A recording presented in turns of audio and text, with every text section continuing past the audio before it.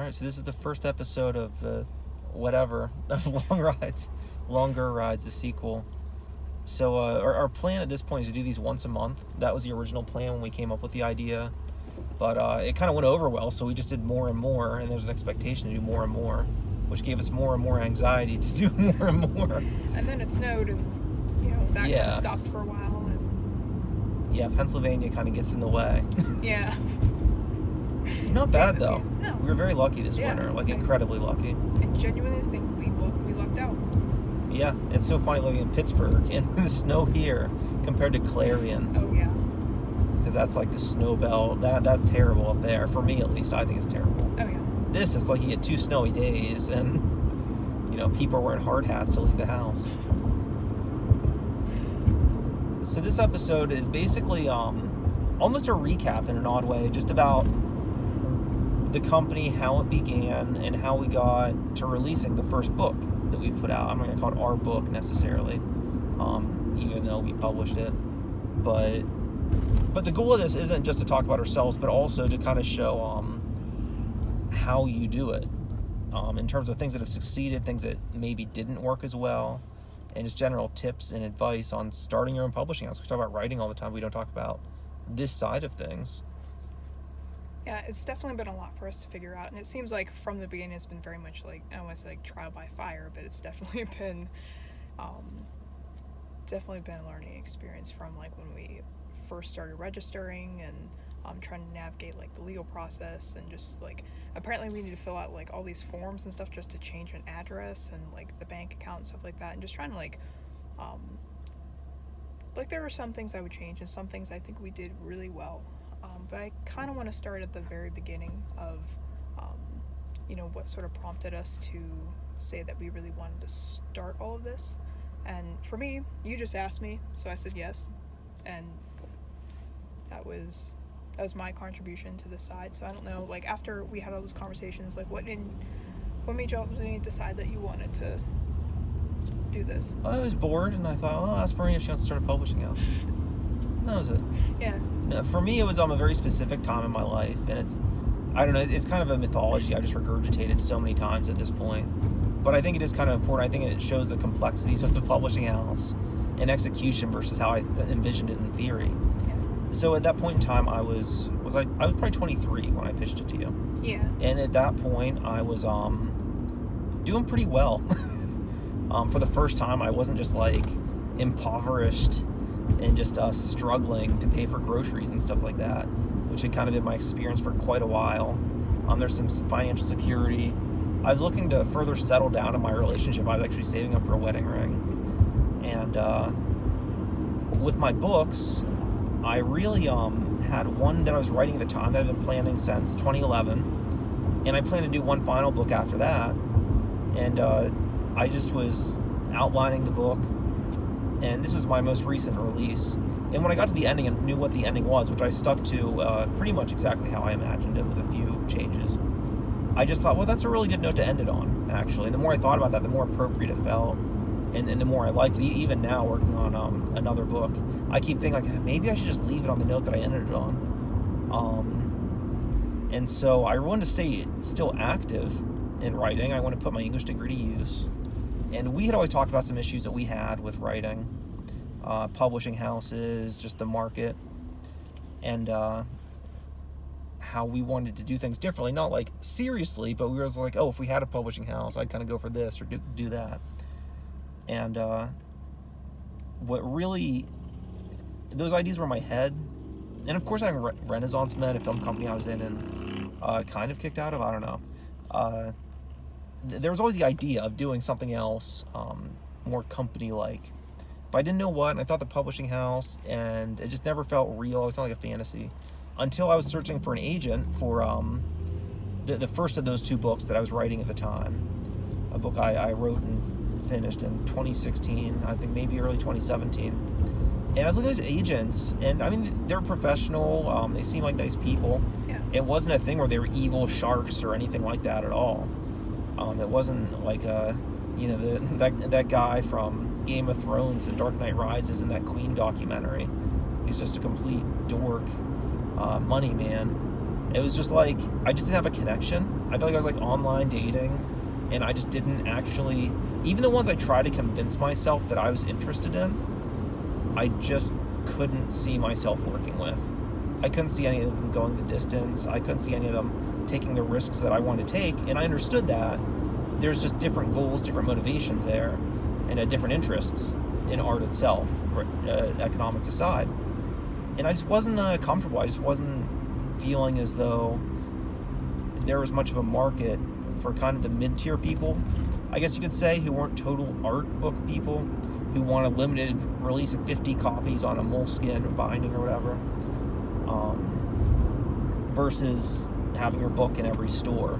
There wasn't much middle ground there creatively, and ultimately I just felt like, well, if I feel that way, other people probably feel that way too. There's probably a lot of weirdos who don't know what to do, but unlike me, they're talented and are worth working with. No, you're great.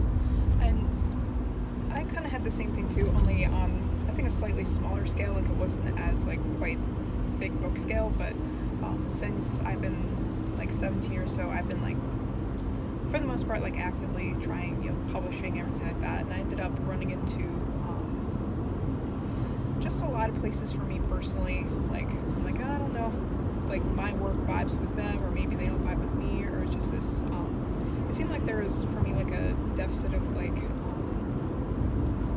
I would say like a deficit, but kind of a disconnect between me and publisher. And there were, for me, just a lot of steps and a lot of hoops. Like, it's the whole like, you want to get experience to get a job, but you need a job to get experience, and that's kind of how it was. And for me, a lot of what propelled me to say yes, and a lot of my complaints that I was, literally wanting to about, was I really like the idea of just being someone's like first step, being that person, even if we're just a stepping stool to get someone to somewhere else. I'd rather just say, you can put on your writer resume saying, yeah, we worked with them, or we're the foot that you put in the door, so to speak. Yeah, just both of us, just in the door.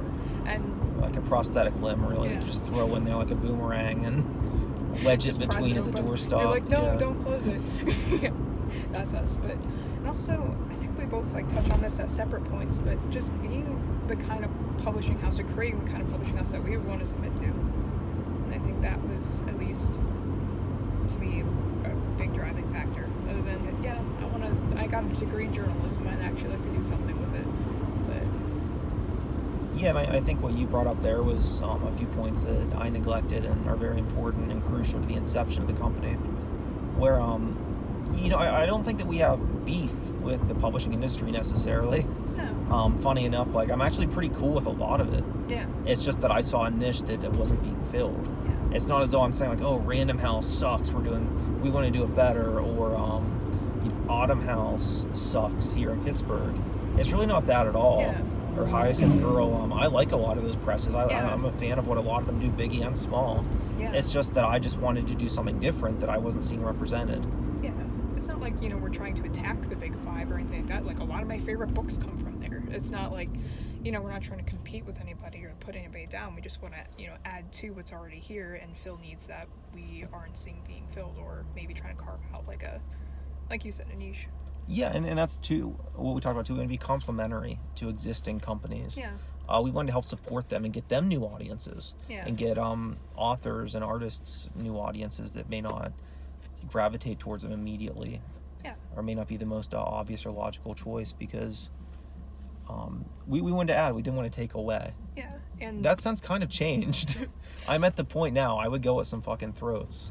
But in inception, that was one of the naive values that we had. Oh, and supporting individual artists who maybe didn't want to go the traditional publishing route. Like, a lot of people who with Amazon, it's really cool, you can self-publish now, and a lot of people who are out there every day really we've met so many awesome people who have self-published on Amazon. They're a really awesome community, and again, just trying to find ways to promote them on top of doing the stuff we want to do. Because I know when we first started, after we registered, we started the website, and we were doing just writing articles and doing interviews. We would find people on social media, or find people that, you know, you knew or I knew. We basically, you know, track people down and sort of approach them and say, hey, I see that you have this book coming out, or this book just came out, or what you're doing is pretty cool.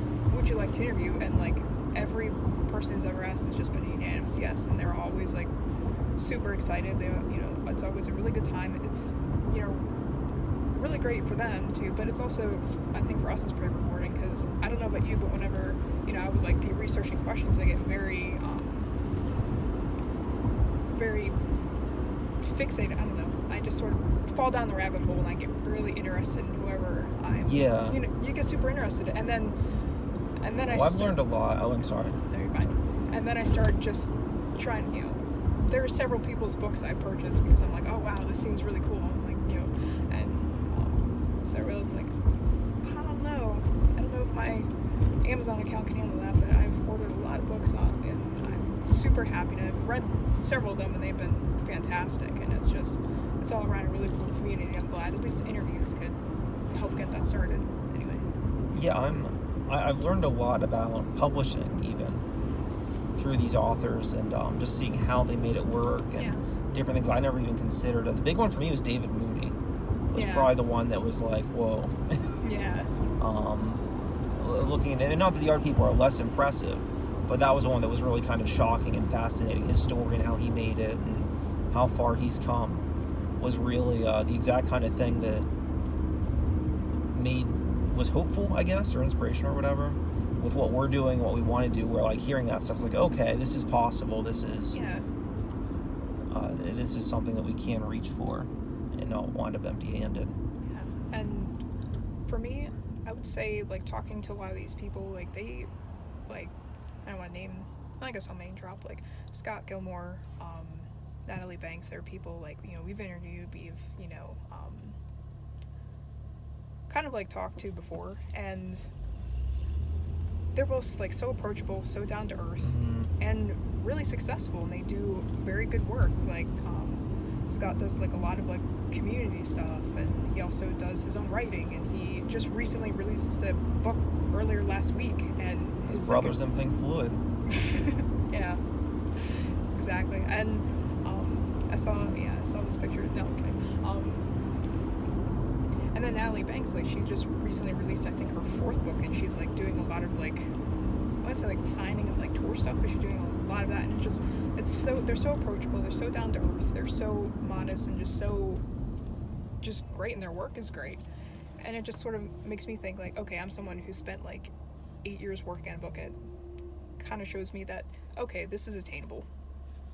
You know, writers can take on many different forms. It's not just you get published like the Stephen King conventional route, you make millions of dollars, and that makes you a legitimate writer. Like, everybody has their own different way of writing and their own different vision and their own career vision, and it's really cool to see, like, anybody. And again, it just makes it that much more doable, and I think that's really neat.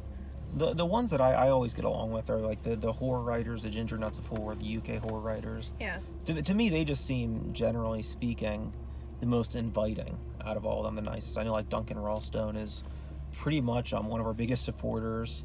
Teresa Hammond has done a lot to promote us, which is really kind. What's funny to me is I think about, like, the people I've interviewed or people you've interviewed, and if you look at the people who've had very negative relationships with or unhealthy ones, it's almost all people that I've invited into the fold. I don't know if there's anybody that you have that's you know, that I would, like, go to the other side of the street It's because I met if I saw them. It's because I met everybody on Instagram.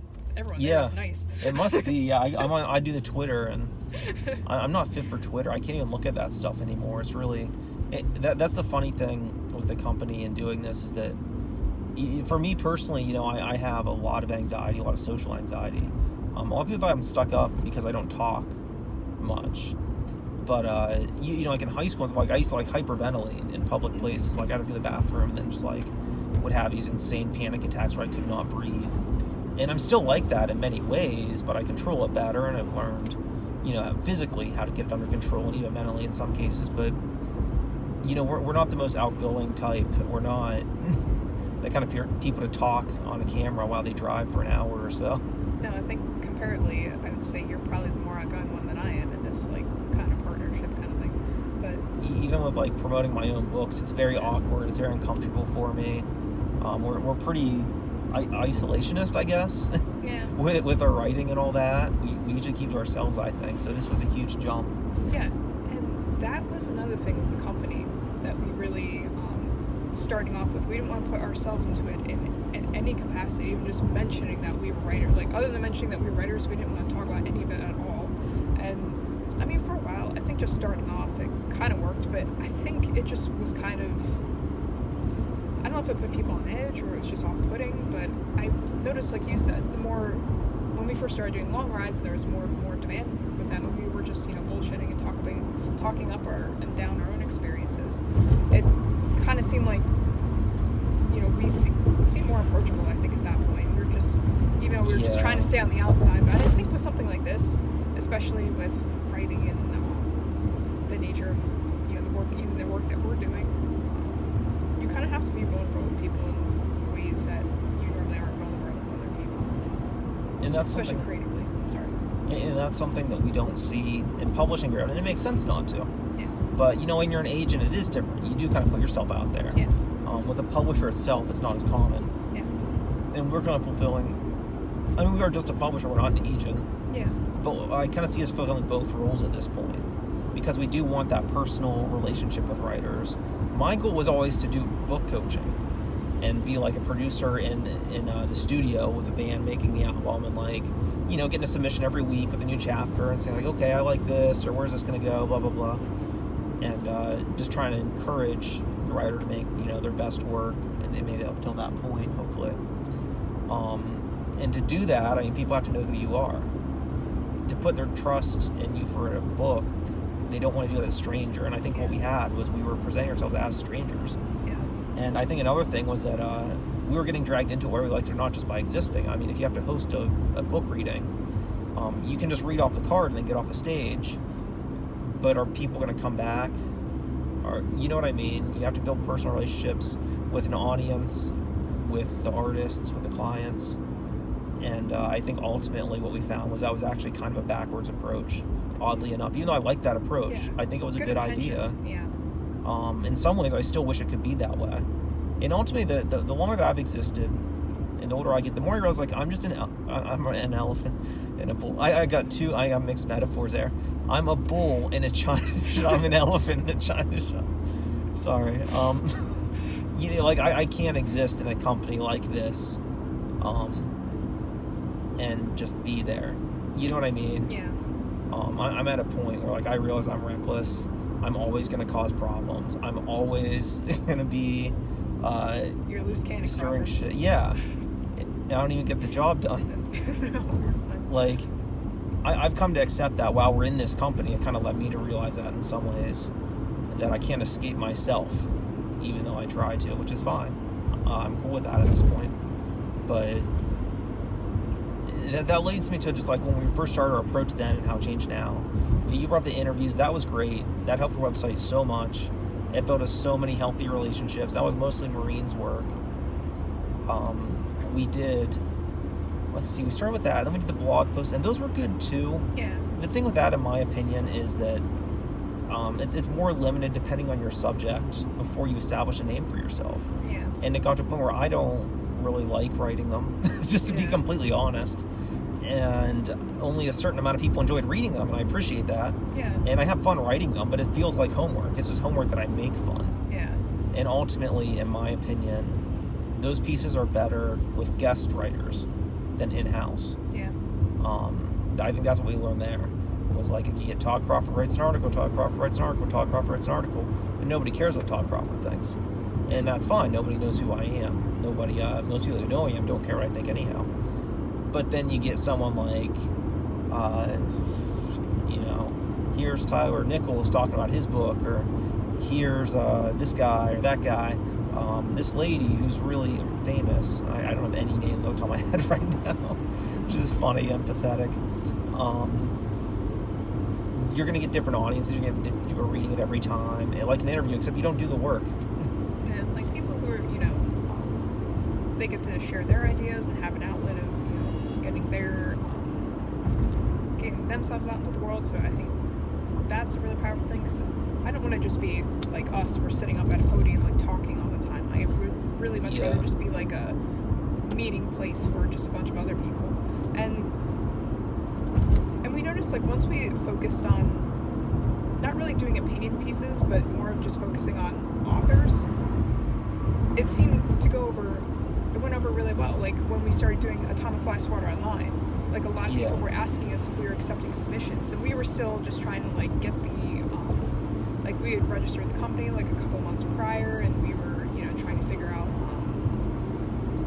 the more legal stuff, documentation at the time, so we weren't really, like, accepting anything at the moment, but a lot of, like, several people were asking us, so we put together this sort of online display. It wasn't really, you know, it was really informal, and, you know, obviously, like, previously unpublished work, you know, you retain the rights to it. If it gets published somewhere else, just tell us, we'll take it down, and a lot of people really liked that. And a lot of people, we get a lot of submissions for that specifically, even now that we do have a print book that we're advertising. Yeah, people still very much like the online. And I mean, if you go on the website and you look at the guidelines, they're pretty straightforward, that you retain all the rights, and it's, you know, it's informal, it's unpaid, but we're not, you know, we're not charging either, so it promotes us and it promotes the author, essentially. I always saw it as an art gallery, where you could put the artwork up there. The gallery itself does not own it. Yeah. And whenever the artist is ready to, you know, take it, leave, or whatever, they have every right to. Yeah. I don't really care. I don't care if things have been published elsewhere so much as I care about the legal ramifications of the rights, and if we publish something somebody else has the rights to. Yeah. That's our big issue with those submissions.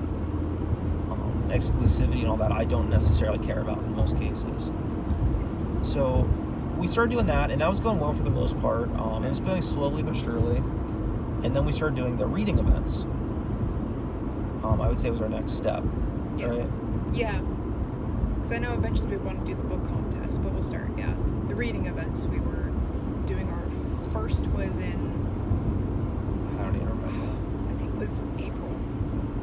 The first one was at Hambones, I believe, in Pittsburgh. I remember being pretty stressed out about it. Yeah, me too. And it went over very well thanks to an animal psychiatrist, I would say, mostly, to be quite honest. And no offense to the other readers, they were all very great. But he just brought in, like, at the last minute, it was like a Hollywood movie. He brings like 20 misfits that he met on the street and really packed the place. Yeah, because when we originally, we had gotten there, like, earlier before everybody else. We were there maybe like hour early. Yeah. And we were just sitting at the bar. Bad Boys 2. Which isn't a joke. No, that's exactly why we came early. That's why we always come early, especially, and why we have our events in bars, just because we watch the movies for our thing. Anyway, we showed up, and then after that, there was one gentleman in the audience, but who showed up like maybe 15 minutes early, and then like 5 minutes before the event starts, almost all of our readers except Animal Psychiatrist shows up, and we have no audience. And we don't know who the Animal Psychiatrist is. Yeah. Is another thing to think. One of the readers, they just asked if it was cool if their friend came. Yeah. And he goes by Animal Psychiatrist, and we're like, okay, sure. And and that was it, basically. Yeah. We also, through that event, we met Jared, is it Bloomer? Yeah. I don't know how to pronounce his last name properly, so I apologize. We met him through that. There was an open mic at the end. Yeah. Someone asked there's an open mic, and then they didn't fucking want to read. Thanks. Sorry. That was me. I'm sorry. That was embarrassing. But he got up and read, and he did well, and so that was a positive thing. It was kind of a funny situation. But so some tips for organizing a reading event to keep this a little bit more informative and less autobiographic. Even of course it's very autobiographic for us as a company as well. I would say the first thing is we have done 1 month ahead of time, booking the venue and advertising, and 2 months ahead of time. It's tough because the 2 months I felt like was too much time. Yeah, and a lot of people seem to like forget, or yes, it wasn't as like much hype by the time week of when we were promoting. And the 1 month is tough because people need to schedule off work. They need to make sure they're free. Venues. A lot of people cancel. Yeah. Basically, in terms of guests, Yeah. or not guests, audience members. And venues also, especially places like White Whale, where they do extremely well. They are always have tons of events going on. They're always really cool and totally worthwhile to go to. I've noticed, trying to book events with them, like, they definitely need a lot more, in advance. So it depends on the venue, because some places are okay doing it, like, 2 weeks before. Other places, like, you need several months in advance. And some places, there are certain venues around town who, like, can't do certain days because they have other things going on, or can't do certain times. So you definitely have to be, like, mindful of where you're going. Another thing I would say too is that I think about things like this, like a bookstore's going to want consignment. So anything you sell, they're going to get part of, whether you're taking money or not, the authors. So you have to keep that in mind. Make sure you're aware of it if they do it, so it's not a surprise to the authors. Yeah, make sure you read it. Yeah, your authors are aware. Another thing is, coffee shops and all that. You're going to have to deal with the general people. I was saying, the general tenants of the place. Yeah. Where they're just going to want to go and get coffee. So you're now competing with their business. So what we found is the best thing, for now, probably not permanently, is just go to a bar during the daylight hours. Because you ask, like, hey, can I bring like 6 people on a Sunday morning into your establishment? They're like, yeah. And each of those people might bring 1 or 5 people. Yeah. Who knows? That they're going to be like, that's the busiest we've been on an off hour ever. And a lot of bars have stages set up for concerts and stuff too. Yeah. So you're going to be set. Like with the microphone and quite seating. frankly, bartenders do not give a crap. Yeah. They'll leave you alone. You can get away with more. They're busy at the bar, Yeah. I don't think we've ever had an issue with a bar really at all in terms of a venue or an event. And we did a reading with White Whale, and they were great as well, in a totally different way though. Yeah. It was a much more involved process, and it was much more collaborative between us and them, and that was really exciting and a good relationship and a good experience for us to have. But ultimately, I think that we like bars because it's just easier, quite frankly. There's less economics involved at the end of the day. It's just simpler for everyone. I mean, for me personally, a lot of it is like timetable, because That like with too. them, like they're pretty like. Oh yeah, White White Whale specifically. I'm not saying like anything negative about them. No, they're fantastic, and totally love them.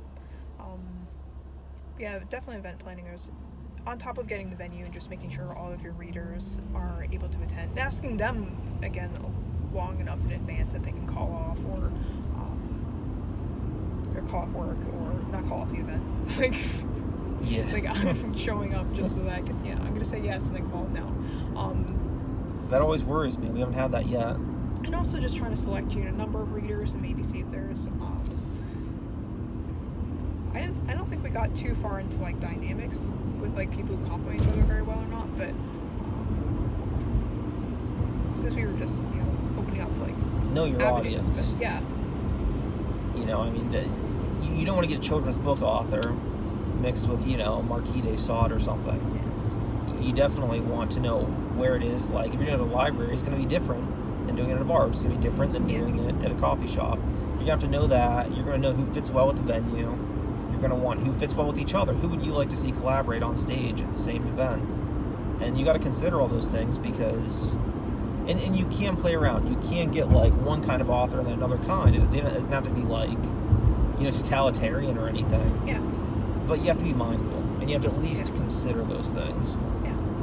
Because I remember at our White Whale events, we had one of the readers. That was our second event. I remember them telling me like later on that day, they said, I've always wanted to read at White Whale. I just never had an opportunity. Thank you guys so much. I've always so sometimes some people have dreams to perform at certain places. Like they really aspire. Like this individual that we worked with really was passionate about performing at White Whale, and they were so happy they were able to. And so that's something small to take into consideration. Well, what what the readers themselves want, like you said. But That's a great point, and that's something that leads into another topic brought up one of the people that we enjoy working with and has really been like an influence and a mentor in many ways is Phil Turman. And he had somebody come into one of his classes when I was in college, his creative writing 404 class, and they talked about being a good literary citizen. And I think that's something we really put a lot of effort into with the company. Like, we're not just trying to sell you something, we're not just trying to get you signed. We want to help writers, we want to help the culture, so to speak. And I think that's really appreciated. I think that's really helped us a lot in the long run as well. Even though we never did it necessarily just to get benefits, I think people recognize that. And even like interviewing somebody, giving them thoughtful questions, because most online questions for authors with interviews, you have to apply for them, you got to fill out it's just the same 20 questions you fill out for every author. And that's fine, that's awesome for their sites, but we're once again providing just an alternative to it.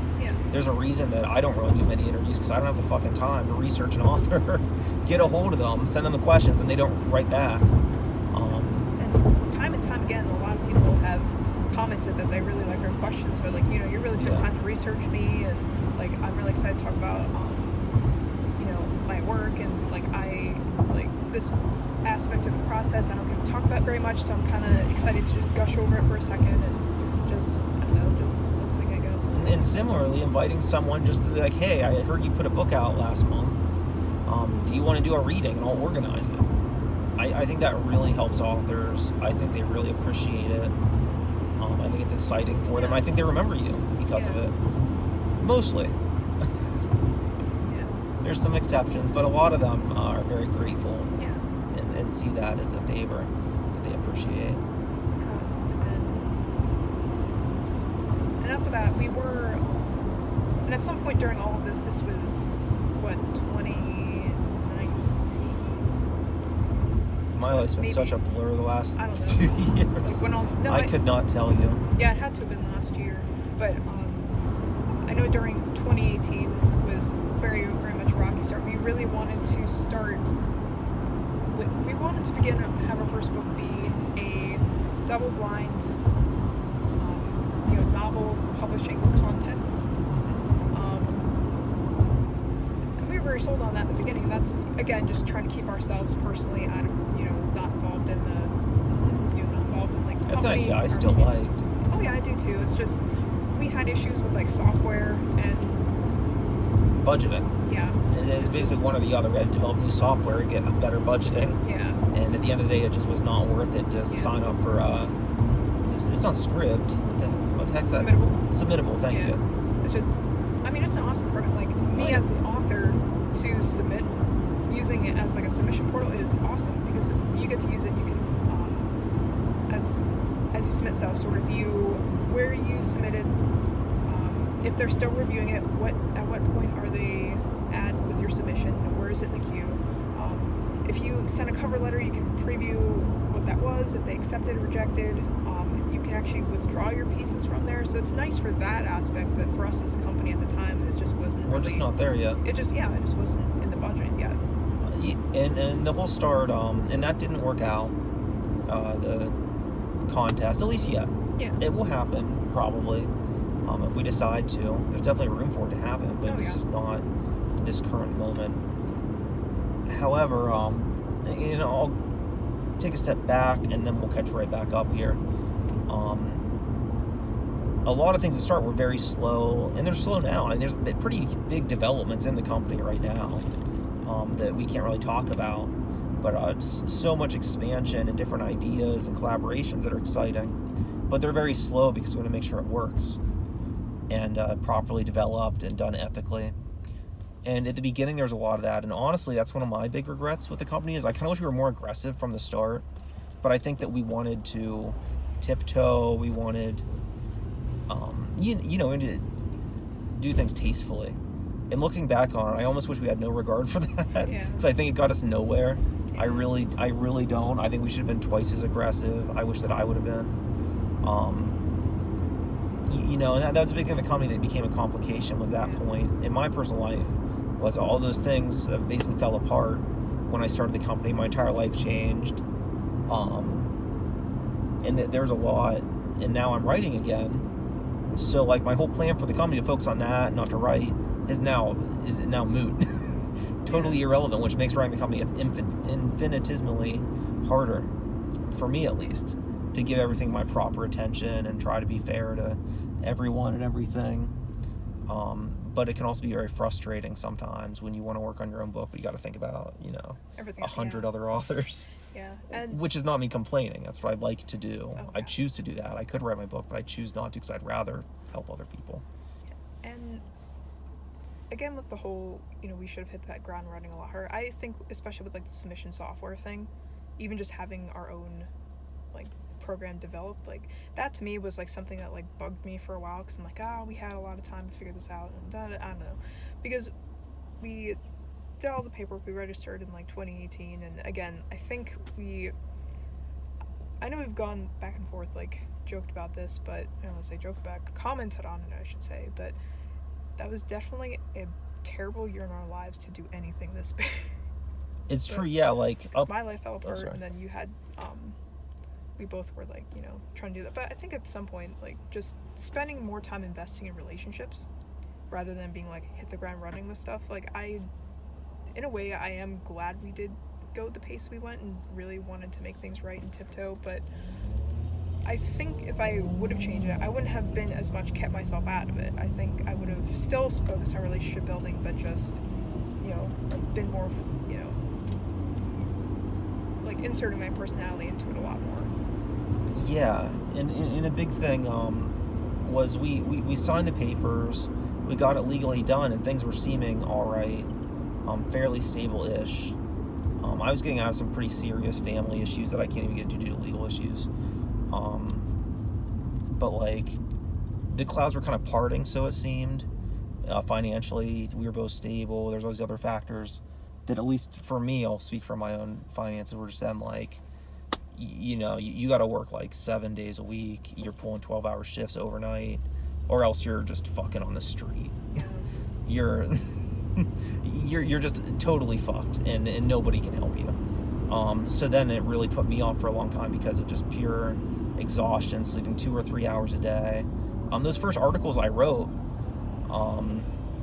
which I still like some of the first ones, actually. I do too. The second one particularly on Christian fiction is my favorite that I wrote for. If there's anyone that I give a positive review, it'd be that particular piece. Those were all written just like totally, literally like on an hour's sleep. Just complete delirium, a manic episode. And that was basically all that I was capable of at that point. I knew that I was not responsible enough to help another writer develop a book and release it properly. And on top of that, we had talked about our first year having no finances. We didn't know how to do the taxes. We weren't ready to release a book. We weren't prepared mentally or financially. Yeah. And I said, let's just make this basically charity year. We'll just build relationships. We'll just network. Do interviews, do the articles, and focus on that, and build up our social media and social media presence. In many ways, that was smart. In many other ways, that is my biggest regret with the company. I think that doing that really, I don't want to say it got us nowhere, because it definitely didn't. It was a solid foundation. We have many great relationships because of it. But I think we could have done more than just that. I think that maybe we should have started taking submissions, but we didn't, like the contracts and all that was so loose. And, we were talking to other people that were supposed to help us. We were supposed to start the company with 4 people. Yeah. And that didn't work out, and that's fine. They never committed to anything. Yeah. But we didn't intend to just be us 2 from the start, really. Yeah. And that's fine. I'm happy it's that way, even though I'd love to have other people involved. Yeah. We talked to other people for being volunteers with the company. We even signed one person and just slipped through the cracks every time. So it was always just like fighting just to keep our heads above water, just to keep the company going, even as an idea, and discovering what the company was through trial and error. So there was a lot there for us. And even though I would definitely recommend being a good literary citizen, you got to keep the lights on too, so to speak. Yeah. And I think that we should have been more mindful of that. I think we were a little too selfless at the beginning, to be quite honest. I think, especially in 2018, when we were having our like weird, times that we were going through, and I've said this to you like how many times, but I think Longshot was something that at least for me, something to aspire to, something to ground and anchor through like all that craziness and that whole, okay, here's a reason for me to like keep on going and not, just opt out. Yeah. And it just kind of kept us going. So even if it was just like one interview a week, one article every once whenever I could, I'm like, that was still something, because I think if I didn't take time, to just like take care of myself and like piece myself back together, I don't think I would be of any use at this current moment. So sometimes it like long shot was like a goal, like, no, I have to write this article this week, I gotta get my shit together for like at least one more hour without having some kind of nervous breakdown. And then eventually it just sort of became a house in a weird way, kind of like a home for, so I kind of want to turn to a home for like a lot of people like us, but I think it became a haven. Yeah. Emotionally. I always say, for me at least, Long Shot Books was always an idea until, and not that I was never serious or something, I wasn't committed, but I think when I actually saw what it was growing to become in reality was when I was staying with you, sleeping on your couch, paying for someone to live there who just fucked me over and took all my money and all this shit. Just out of my mind, emotional and drunk every night. And then we work on an article. Yeah. And it was, it sounds miserable, but it was like a very positive, pleasant experience in many ways. Yeah. Or even, the next morning after, like, but it was born of pure suffering. Yeah. Or even next morning just talking about company stuff, having company meetings over, literally over breakfast in the morning before I would go to work, and coming home at night and doing the exact same thing. And it was definitely like a partnership, definitely a lot of friendship that kind of like kept it glued together. Like I've made this comment in prior videos, yes, the company's important, but so is being a friend, and I think that's kind of a vibe I want to give off, like, especially to anybody who just authors or anybody who works with us. Like, yes, this is a professional relationship, but also we do want to be like good natured, good friends to people, Yeah, and so I would say, in terms of catching back up to present-ish day, leading up to that point with the contest, which we intended to be our first release always, we took things too slow in many ways. I would warn against that, even though I don't necessarily regret doing it. I worry about that decision. Even to this day, I wonder how far back that set us in some ways.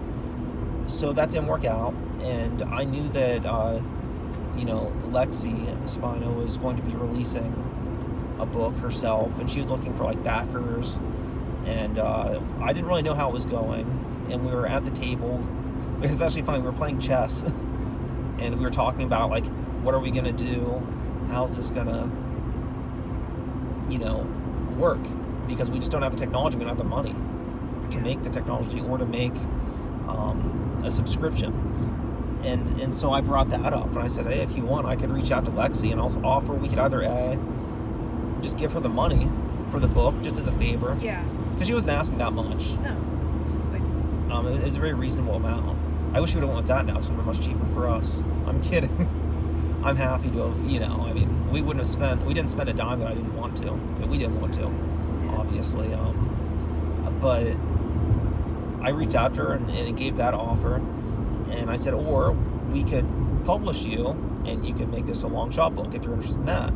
And fortunately for us, she was interested in that. Hopefully, fortunately for her too. I hope it's been a pleasant experience for her. Of course, yeah. And she was at a place too in her life, which seems not a negative one, but she was pregnant and couldn't tour for a book. She couldn't support it at the time, so she wanted to wait until those things cleared out and she could get a schedule ready. So February wound up being the date for her first book release. Yeah, getting back into the swing of things, and so let's talk a little bit about that now. Like, now, for our first book release, like, what were you sort of expecting with the release of our first book, and if you had any expectations to have that stack up to our actual first book? Yeah, it's hard to say in a lot of ways. Of course, it's different than I imagined, because she sent us this book, this manuscript that was already formatted perfectly. It was already professionally edited. it was a steal. Yeah, it was I mean- fantastic. And on top of already being a good quality work, like the formatting was just pristine and just done. Like, Yeah. yeah, it was And pretty so I mean, I never expected that. I expected to be the exact opposite, you know, building something from the ground up with all those things. Yeah. But it was still one of the most intense creative things that I've ever dealt with. More so because of that, because it was someone else's book, because it was not something submitted to us that we helped develop. When it came down to like setting up the Amazon, setting up the book cover, which the artist and all that already had that done. Yeah. However, what was really bad was we were just having so many issues with the fucking cover with Amazon. I've written about this before, but we finally got it right. I finally got it right, and I ordered the proofs, and they came, and we had as many copies of Virginia ordered. I think like 30. Was that it? 30 originally, Yeah. I think. Yeah. And they were fucking black and white. No reason. They were preview black and white. Yeah. It looked just fine when we had it originally, and then I don't know, something Just just the front happened cover. with like the publishing service that we used, and it's just Yeah, the back cover was fine. The Yeah. inside was immaculate. yeah. Front cover just Not what we envisioned. And then at that point, it was just like, oh my God, I've tarnished this person's book. You know, I'm going to personally ruin it. So it was really intense in that way. And I finally got the cover different. We used a different image, but we still got the mood, yeah. I hope, of I what think Leslie so. wanted to convey. And I'm really proud of that cover and how that looks. But what was really funny is I was so nervous. And we ordered like an extra like 20 copies Yeah. of I think maybe it was only 15, whatever, of the revised book cover, and we were like, listen, we can sell the other ones at a reduced rate. We got some more. It's not ideal, but we just this is what we could muster at this point, because we did the merch, which we designed, and that was very stressful and different in many ways. Once again, I'm glad we had that experience. I'm not complaining about it. But you can't grow without growing pains, and there was a Yeah. lot of that for us as a company with putting this all together. Definitely a lot of experiences that, again, like Trial by Fire, a lot of things that we, at least for me, I don't have experience trying to put a t-shirt together, put a bandana together, or operate, the publishing service that we used, and all that, all that technical experience. I'm like, I can do the macro stuff, but as far as the micro, Yeah. minutia, I'm like, yeah, I was kind of lost, but again, learning curve, so it's definitely a good first step. Yeah, and I'm sorry. I was just saying, weirdly enough, with the cover, especially the one that, the first one that we got at the event, so many people were very interested in it. Oh yeah, that was a punchline. Yeah. I was telling the Yeah. whole story and I forgot the punchline. A lot of people were very oh, we like that cover, it's so cool. And I mean, I know people very much like it, and That was the funny thing, is that I think more people went for that one. And it wasn't just because of reduced price, because some people are like, oh, I'll take the black and white one. I say, oh, the reduced one, and they'd be like, oh, that's the one that's reduced. yeah, they're like, oh, see, yeah. Alexi liked both and was entertained by them both. Yeah. And That's really what we held important, is make sure she was happy. I wish I was a better liar, so I can oh yeah, I thought that we'd try some different things out, get experimental. But it's Take just like some I made a liberties. fucking mistake because I'm worthless. Oh no. And so that was really cool. That event, which we filmed parts of, not the whole thing, we're putting together a little mini promotion documentary for, getting more clips as Lexi goes on her tour, which is insane. I never thought our first book was something we'd go on tour for. That's nuts and so much better. But for the release itself, we had some really great supporting act. We had Charlie the Fever, an animal psychiatrist. That was really exciting. We love both those artists. Yeah, they're We love both working with them. Awesome. Yeah. Yeah, and there's people from the Pittsburgh literary community that came to support us. Just general friends and family that came, and that really meant a lot, especially because it was such a tumultuous upbringing for a company, And so the event though was one of the most stressful moments of my life, probably. Yeah. Waiting before the event never gets easier. No, that was by far the most stress I've ever been at a reading Yeah. event. I mean, no question. And I just remember the whole time too, it didn't let up. Even after the event was over, I was still like literally shaking. I couldn't even think. We both had to leave because we parked near these meters, and both of our meters, you couldn't replenish them until they ran out, and they both ran out during Lexi's set.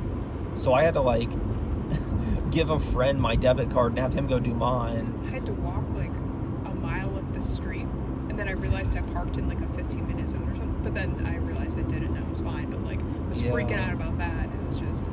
And I've been working on my car, and the same day I thought I had just finally had it fixed, or it was going to be a very expensive fix. And I did the miracle in a bottle solution that I was hoping and just banking on being right, and it just was wrong. Like minutes, literally minutes before I got to the venue. And so I was disheartened by that. I was stressed by that already. Then the parking meter thing, then just their book. Are people going to buy it? Are they going to like the book? Are they going to like the merch? Is Lexi going to be happy? You know, I have to film this thing. The performances are going to go well. I'm not worried about that. I'm worried about us introducing them. Yeah. That stresses me out, but I'm not worried about the readers. And so that whole thing was, I mean, it was a miracle. It went very well. It was a very positive experience, but going through it at the moment was just a nightmare. Yeah. I was just so scared the whole time. It's that thing like you can't feel yourself. Yeah, I kind of view it as a friend of mine who went to the event. She asked me after the event and said, "Are your lights on? Lights on." Oh. Okay. Sorry. No, you're fine. She asked me how I felt afterward, and I said it's kind of like I spent the entire event just standing next, walking down a dark hallway, waiting for someone to like pop out and scare me. And then finally, when someone popped out and scared me, I screamed, I freaked out, my heart's like racing, I got that adrenaline rush, and I never came down. Like I was still so like keyed up, and I was still like so tense, but I'm like, oh my gosh, I hope that went over well, I hope everyone was happy, I hope everyone had a good time. And it was just like a point where I was like, I don't want to say like hyperventilating, but just kind of having my own thing. But no, everybody really enjoyed it. And I mean, like that I talked to really enjoyed it. And generally that's how it is. Yeah. I have to say, like the nerves don't do you favors. No, not at all. You have to ride the adrenaline and not let that get to you. And I have a bad habit of letting that get to me. I freak out. There's many videos of me over the years having panic attacks on camera and just like freaking out. I would not recommend that if possible. And if you do, just make it as memorable of a meltdown as you can, because that can work too sometimes. At least you have something to look back and laugh at. I do though want to say we had our event at this release event at Howlers, and they were awesome. They came in, they had the mic set up and the stage set up for us, the lighting was all good to go.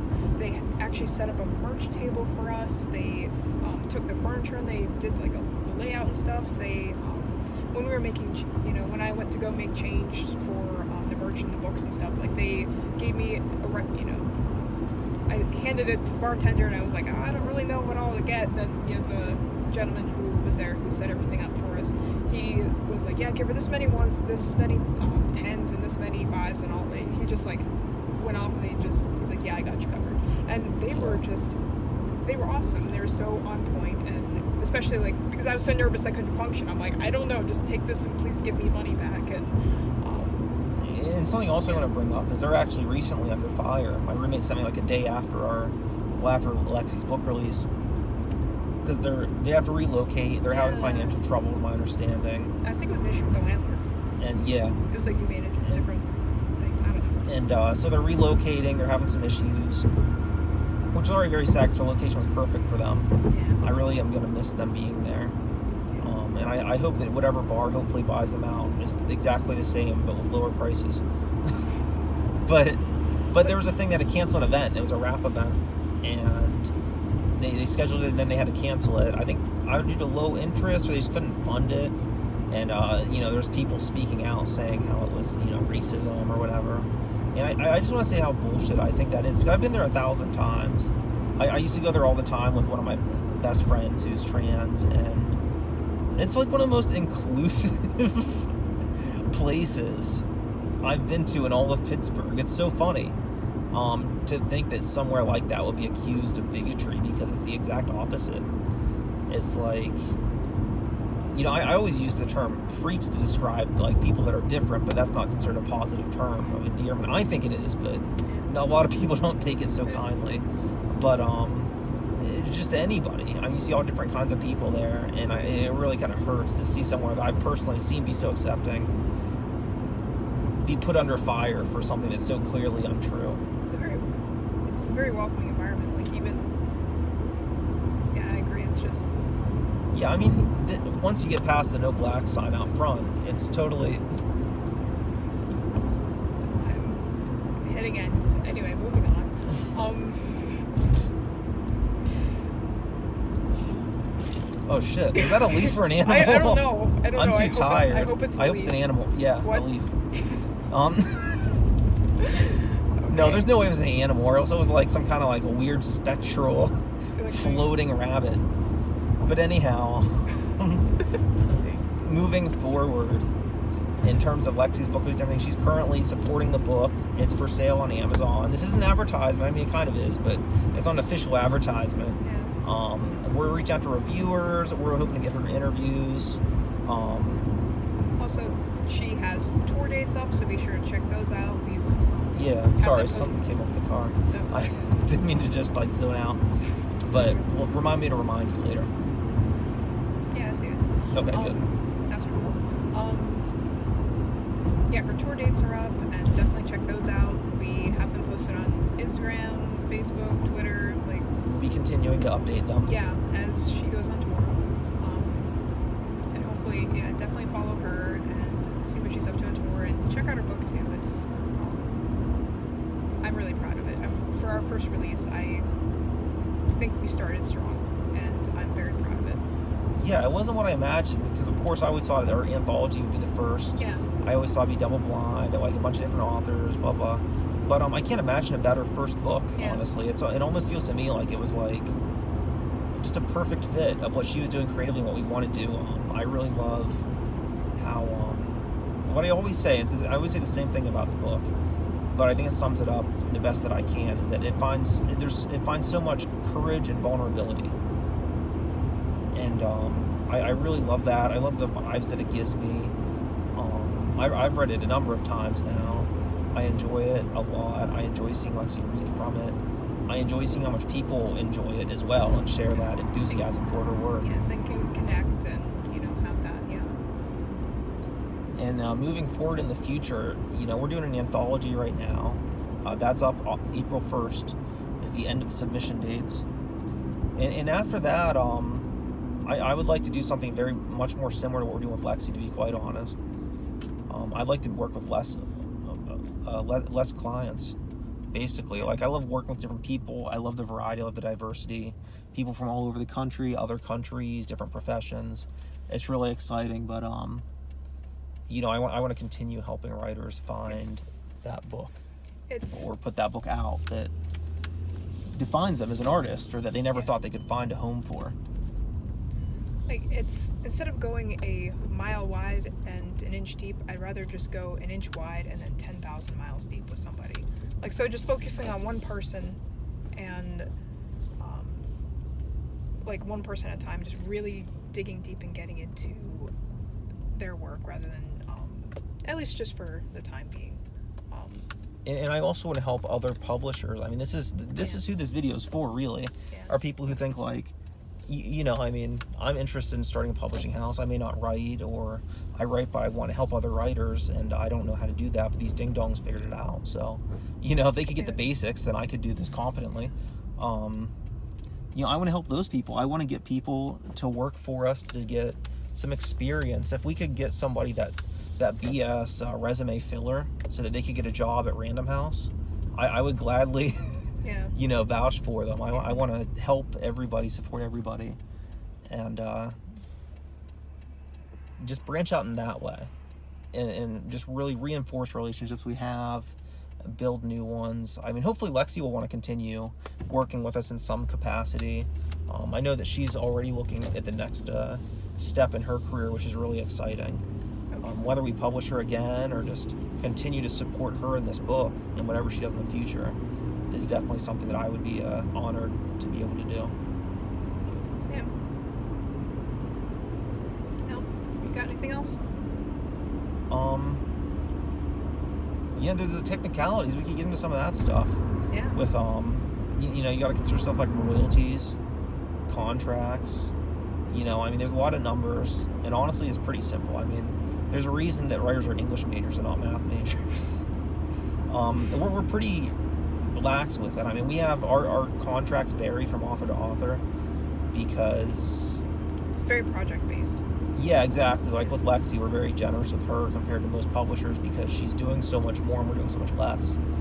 That's also a reason that we were so interested in providing merch and Yeah. trying to find alternative ways to promote the book. Plus, you know, her contract was, you know, written differently than the artist contract because they were we were working in two different capacities. You know, so it was like kind of Exactly. versus like somebody from, you know, Atomic Fly Swatter Online versus like the print edition where Atomic Fly Swatter Online is just, hey, just tell us, we'll take the piece down and, you know, we can move on, and, you know, it's more of a display like a gallery rather, like you said, you know, we don't own the work or anything like that. Rather with the you know, print version, it's obviously in print, so things just kind of work a little differently. But Yeah. at least me, I had to learn some like painful lessons and like or silly lessons in like writing contracts and, you know, different legal like verbiage and kind of deciphering like a lot of jargon. But I want to say that's kind of where my main job comes in and helps out because I deal with a lot of that on a day-to-day basis, so it does really help prepare me for the like just being able to say, okay, like this is a piece that we should consider really is really what I'm driving at. Like, how do we do right by the author? How do we, like, I mean, obviously, like, verbal agreement we totally keep it. Like, we just like having something in writing just for their own peace of mind and just Yeah. be able to, like, I don't know, make them feel like they're Secure. yeah. Because it's a leap of faith. Yeah. In both ways, with us for the artists and for the artists with us. Yeah. And you know, we always want to be fair with them. I think at the end of the day, that's the goal, is making them feel like royalty. We want to make every author feel like they're Gene Coons. Yeah. And not everybody has that goal. Different people need different things in publishing. I mean, I don't want 10 long shot books, but we want to offer something that other people aren't necessarily doing. And what I found, you know, despite all the ups and downs and the PR drama and the beefs and just the general manic nature of the company, what I found that really is reassuring at the end of it is so many people writing to us with very personalized messages about why they don't want to get published. They want to work with us as a company. And I think that's really the biggest validation. Mm-hmm. That, and of course, if Lexi is, you know, pleasantly, I don't say surprised, but if she has a positive experience, yeah, she has a satisfactory yeah. experience. Those are the two things that mean the most to me. And so far, one of those two things seems to really have shown that, you know, regardless, like, we're not making money off this. We haven't quit our day jobs. And that's fine. That's not why we're doing it. Yeah. That's not even like on the list of goals right now. Yeah. Our goals right now is just to help promote great art, and quite frankly, I think that we've done a pretty decent job at it so far. Yeah. You know, and in large part thanks to everybody who's worked with us, who's collaborated with us, who supported us. And that's you know, off the top of my head, that's pretty much it. I mean, without any very specific little questions or anything. You got anything else? Is this a jab at my list? No. No. I mean, I do have one. We'll say, how has, you know, starting this company helped you grow, or anything that learning experiences you had that sort of changed you as like an individual and as an artist? Did you have any of that, or was it just It's kind of funny. I thought about this before you showed up at my house on my drive back home from work. It's made me much more radical. It's made me much more assertive and like dominant in certain ways, where like at this point, like you said with the home and with our writers, with our values as a company, when those are put into question now, I feel I put a video up yesterday that was very difficult for me to record because it's such a thin ice to even approach some of the topics, and I was more so worried. I don't really care what people think about me in this way, but I don't want to represent the company in a negative way in certain regards, and I also don't want to say something I don't mean. And I dealt with publishing and the concept of censorship and corporatism and different thoughts on that, and also very controversial things like child abuse and art, separating the artist from the art, and it was very stressful to record in many ways. With that said, I did it and I saw it through and published it because I felt a professional obligation. You know what I mean? Like, and I thought about that because like the people that have stuck through it with us, the people who have supported us, and the people that we've supported also. I think like, well, if you're not going to stick to your guns, then why are you even doing it for? I mean, with this company, as far as we've come with it, what it boils down to is I think about this, like, is this the hill I want to die on? And, ultimately those answers are much more firm in the belief that, like, yeah, I will risk, everything to make sure Lexi's book's successful. I'll risk, this to make sure that our company does it. And, at the end of the day, people, I don't think people want us to exist. I mean, we have a lot of supporters, but we've had a lot of friction too. And how I feel and the experience this has gotten me personally and my side of it is that, basically, and this is, I think, our ethos as a company, is just saying, like, we're not telling anybody else what to do, but we're going to do what we need to do and what we feel is right. And if you stand in our way, we're going to we're going to plow through you. No, yeah. Like, we don't come from any position of authority to tell people how to be. And I think, like, going off that, I guess my half of the coin is, through all the friction, like, especially as personally, because I'm someone who's very low confrontation, very meek, very timid, very, painfully apologetic. You deal with this all the time. You probably put up with this more than a lot of people. I'm sorry. And for a second, I thought you were dealing with, or you're speaking just to the audience. Yeah. Like, all of you do this. Like, that's kind of a weird thing to say, but all right. And then it was like, oh yeah, right. Yeah, but very meek, and I think going through like periods of friction and very, or even just putting out an article, I was in the beginning, very self-conscious about putting any articles out there because I was like, oh, maybe, this, maybe someone will think this, maybe someone will think that. And I was with people, while I was, with you running the company, and we were had our, had articles and reviews, all these events going. I was also, in my personal life, had people who were very, disapproving and discouraging of my involvement in the company for several reasons, mostly kind of related to, I don't want to be this way, but me being female, they're like, oh, you don't need me doing that, I'm the most important thing in your life or whatever. So to me that held me back a lot because I was very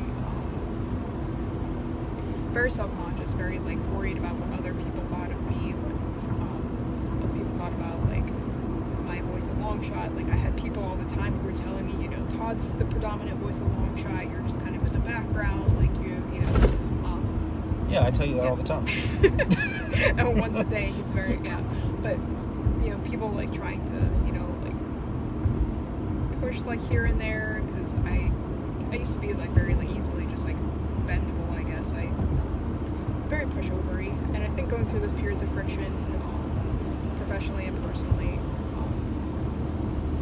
understanding my worth as an individual, as an artist, as a creator, and as, a publisher, and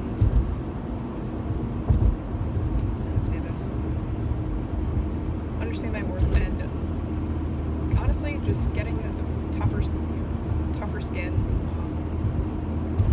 just not being so in my own head, so preoccupied with what people were thinking, because this isn't about me. I didn't start with you a publishing company to just make it all about me and my goals and my insecurities and just project those onto other people on blast. Like, it's just about the art. And once I just got to focusing on the art again, you know, a lot of that seemed to sort itself out in some ways.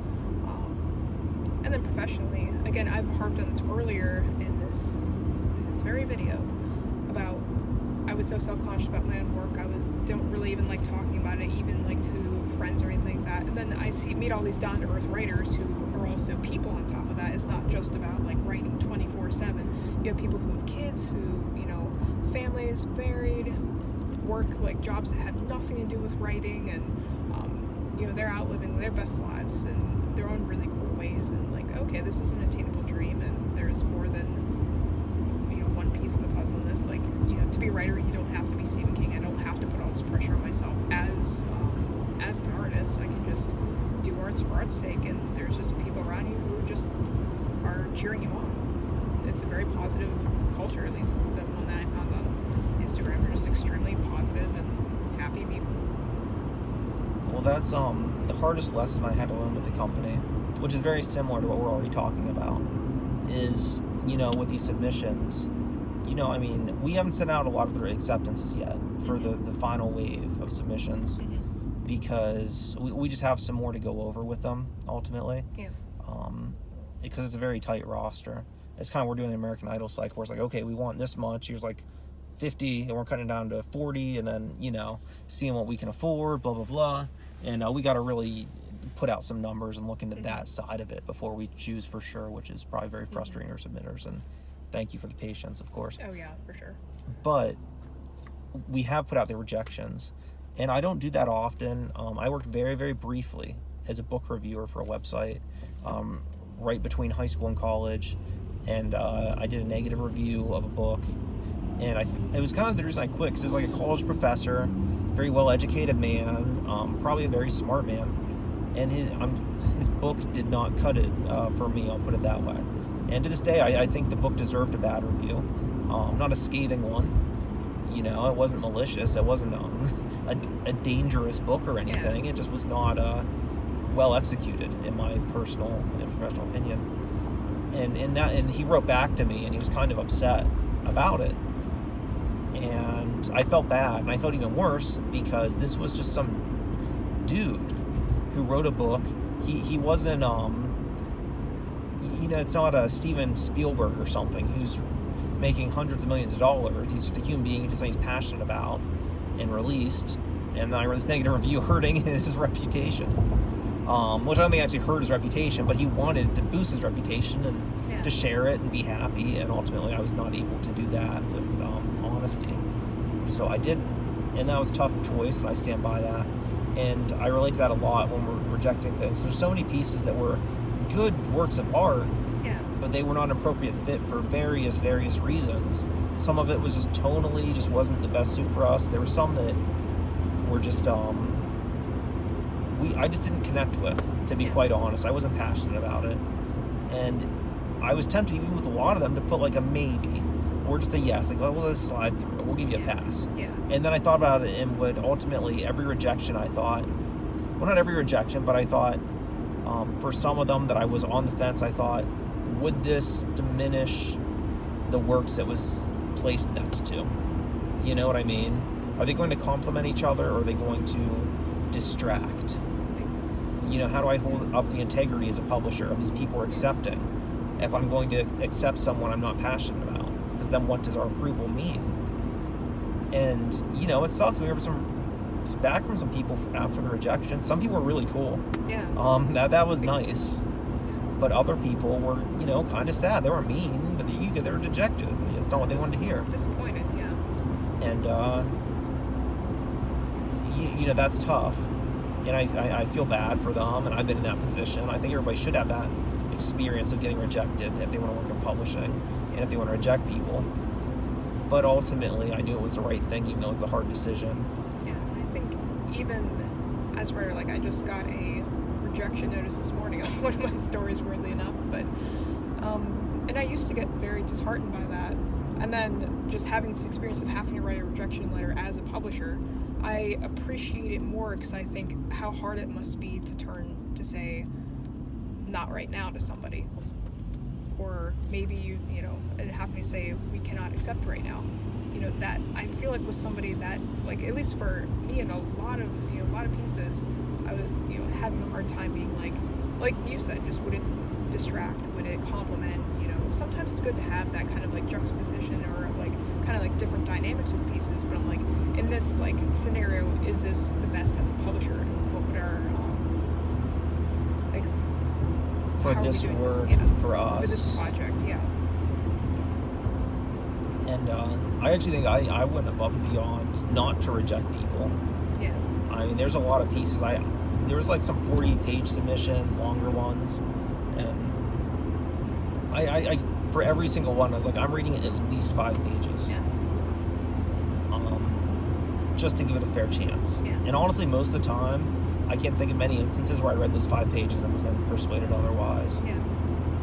There was some I read at the very end, and something just happened at the end that I just couldn't get behind. And it was like, I wanted to, I was behind you the whole way, and you just lost me.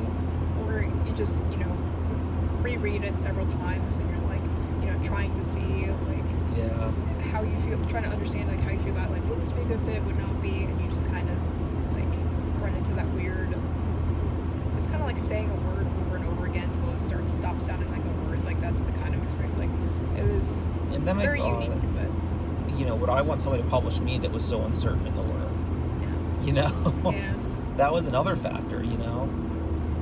And it doesn't mean that I think the work's bad. It just means that I'm not sure it's a good fit. And therefore, you know, I'm not the right guy for the job. It's not that they're not the right person necessarily, so much as we're not the right people. Yeah. It's sort of like they deserve different review, a different chance, but just by different people. Yeah, people who could be as passionate about the book as the book deserves, or the book, the story, or the poem, or whatever it is. Yeah, because there might be another anthology out there that is looking for that exact piece, and that would be the perfect fit. And you know, I'd much rather see a good piece go to a good home that's gonna love it, feed it, and all that, than end up with us if we have degrees of uncertainty. Yeah, I mean, why take in a bunch of wallflowers? You know, we want everybody to feel like a headliner. Yeah. So, like, it felt wrong for me to, like, let people in as a supporting act. Yeah.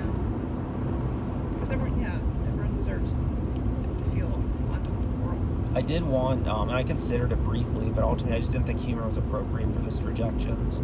I considered putting it at the very end, like, as, like, the end line for everything, just put, now fuck off, with an exclamation point. Oh, no. Like, put a really nice letter, and then at the very end, just like in like cursive King Edward script. Oh my gosh. That's another thing with rejections that's tough, is, you know, you can get creative with acceptance letters. I like to do that. Yeah. You know, I always do the one. I'll say, like, I regret to inform you that, unfortunately, you've been accepted, whereas you could have gotten accepted in a much better, respectable publication. Yeah. You could do that, because they're just going to see, like, the first little bit with the ellipsis, and they're see, you know, I regret to inform you, and it's like, oh, God, you know, what is it? Thinking they know what it is. It'd be funny if somebody just didn't open it, because they saw that, and they're like, oh, what's the point? Yeah. But, rejections are tough, especially because we got such a large volume, much larger than I ever expected, that it was hard to write them, because honestly they felt impersonal after a certain point. And I hate to be that way, but like there's a lot of guilt for me where it's like I want to talk about the things I liked or didn't like, but I've sent like 20 rejection letters already. I'm sorry. It's nothing personal, it's just my fingers hurt. You know, it's not a good fit. What more can I say? I'm sorry. Yeah, like you said, I mean, we just didn't have the spark. It could be a phenomenal piece, but it's just, you know, not what we're looking for at this time. And you know, no harm, no foul, I guess. But yeah, we're always open to repeat submitters. Oh, heck yeah. If they're open to it. I mean, I hate to say it, but if we didn't accept your first piece, I mean, the likelihood we'll accept your second probably isn't as high as a fresh face. Not because of you, but because his style wasn't a good match or whatever. But there was many submitters as well that I was strong no on for one piece, and then very enthusiastic about another. Some people do poetry and prose, where one was better than the other. Some people just did two different stories, one of which I really couldn't get behind, and the other I really enjoyed. So it's hard to say. It's a difficult dynamic to pin down. But ultimately, you know, are you good to wrap the video up? Yeah, I just want to say I'm definitely looking forward to this project coming to a close, especially our 2-year birthday is coming up in April, and just seeing where we've come from and seeing where we're going, and you know, the trials and you know, the triumphs and all the good and bad that came with it. And honestly, I wouldn't want to do it with anybody else but you, buddy. So. Yeah, I feel like you know, the ultimate goal of creating publishing house that we would want to submit to. It's a weird thing to say, but like with Lexi's book out and what that means to the company, and the ups and downs that we've had, it's weird to say that Longshot Books is the only publisher I'm interested in at all anymore.